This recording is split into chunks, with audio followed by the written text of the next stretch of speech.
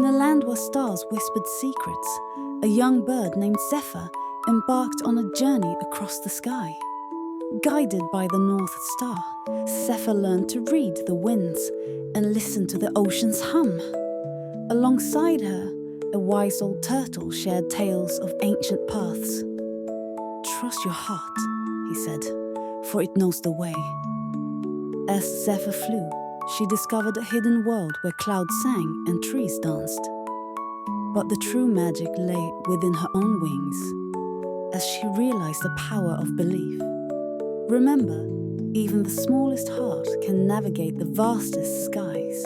Hit the like button, subscribe, and leave a comment to support us.